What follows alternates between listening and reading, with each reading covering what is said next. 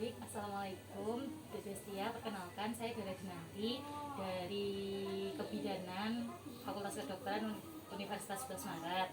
Nah, pada kesempatan kali ini saya akan melakukan konseling dari hasil MMRW kemarin. Kan setelah pendataan kemarin itu diperoleh hasil di RT1 itu banyak yang tidak menggunakan KB dan yang kedua itu kesehatan reproduksi remaja. Nah, untuk temanya pada kali ini kami mengambil dysmenorrhea. Sebelumnya apakah Dek Destia sudah mendengar tentang dysmenorrhea?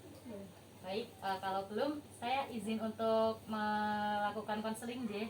Ya, untuk dysmenorrhea sendiri pengertiannya bisa dilihat bersama juga. Nah, dysmenorrhea sendiri itu disebut juga dengan nyeri haid. Nah, ini sering dialami remaja putri yang sudah menstruasi. Nah, itu nanti akan merasakan sakit di bagian perut depan, bagian bawah hingga pinggang begitu. Nah, untuk dysmenorrhea sendiri itu dibagi menjadi dua tipe. Yang pertama itu tipe dysmenorrhea primer, di mana nyerinya ini wajar, mengganggu aktivitas tapi tidak sampai tidak bisa beraktivitas begitu.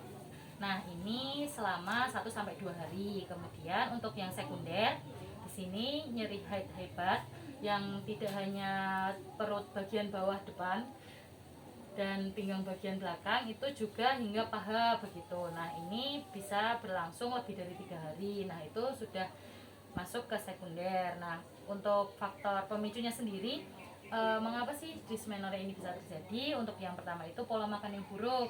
Untuk Dek Destia, suka makanannya apa? Suka makanan yang sesuai gizi seimbang atau yang junk food begitu? Campur mbak. Oh iya, nggak terlalu sering junk food juga begitu. Terus kadang diselingi begitu ya Bu, kadang juga makan junk food tapi sering gizi seimbang juga.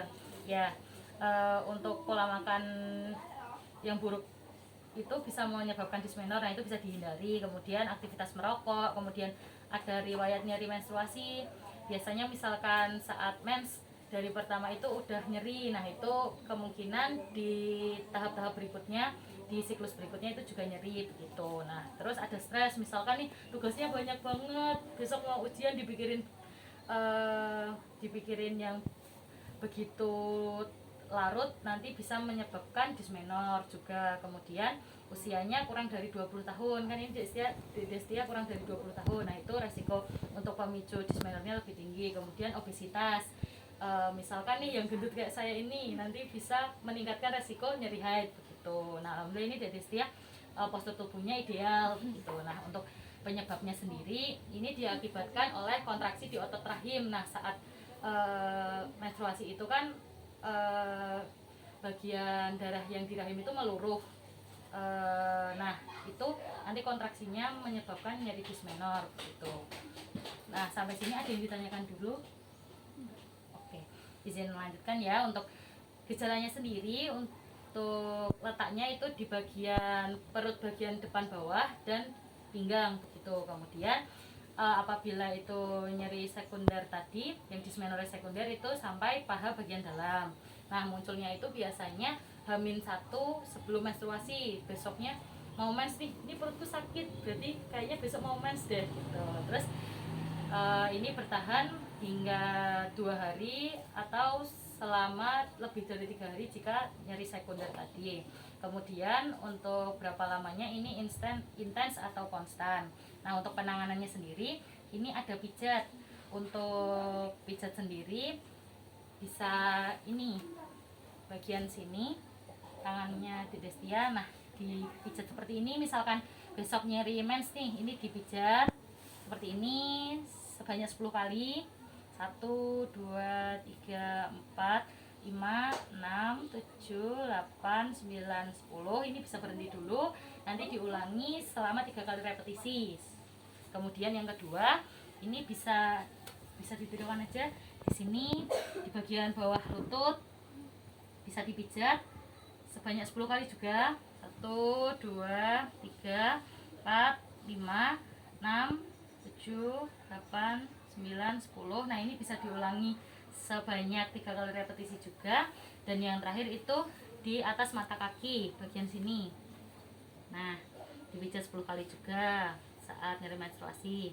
1, 2, 3, 4, 5, 6, 7, 8, 9, 10. Nah ini nanti diulangi sebanyak 3 kali repetisi semua ya. Untuk pemijatannya tadi sudah paham? Oke, izin melanjutkan. Terus bisa juga dengan mengompres air hangat. Nah biasanya kalau demam dikompres nih. Kalau misalkan sekarang nyeri haid itu bisa dikompres juga bagian perut bagian bawah. Bisa dikompres dengan kain yang dicelupkan ke air hangat terus ditempelkan ke perut begitu. Kemudian bisa olahraga ringan. Dede Setia ini sering olahraga atau tidak? Atau biasanya misalkan main sama temen jalan kaki begitu? Jarang. Nah itu bisa dirutinkan ya, bisa nantinya untuk penanganan misalkan nyeri head juga.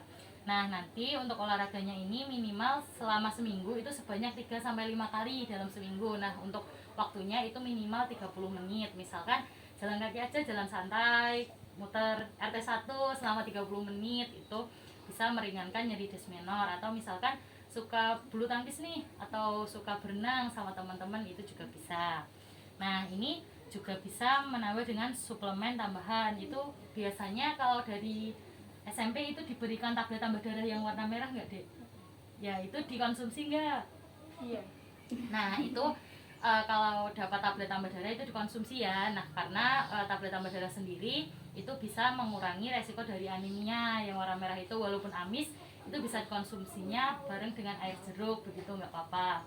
Nah untuk selanjutnya bisa melakukan relaksasi, misalkan yoga atau pilates. Nah ini bisa dicari di YouTube aja, yoga atau senam pilates begitu. Nah bisa juga diredakan dengan mandi air hangat, itu bagus untuk meredakan nyeri haid. Kemudian untuk pencegahannya kita bisa menghindari stres yang tadi, misalkan kita pusingnya pelajaran, kita lebih ke manajemen waktu aja. Waktu kita belajar jam segini hingga segini, terus ada buat target per pembelajarannya biar kita nggak pusing tugasnya menumpuk gitu, manajemen untuk pembelajarannya. Kemudian mengatur pola makan yang teratur dan seimbang. Nah pada saat ini Kemenkes itu menggalakkan untuk program kerja isi piringku, di mana untuk pembagian dari nasi, sayur, lauk pauk itu sudah terbagi. Nanti bisa saya beritahukan isi piringku tersebut. Nah itu untuk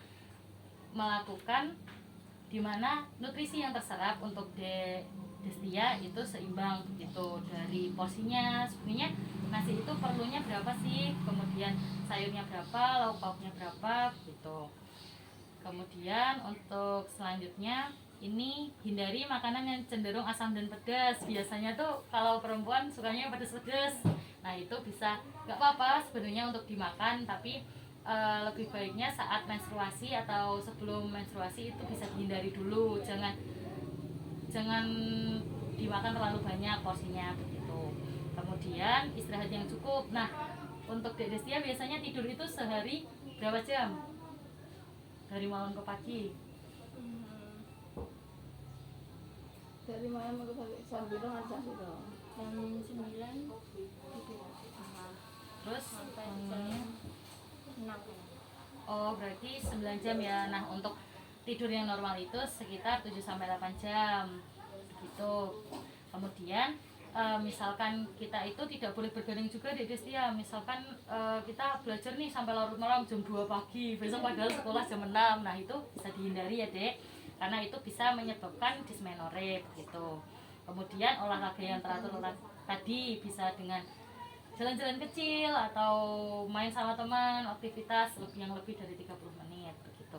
Nah dari sini apakah ada yang ditanyakan? Enggak.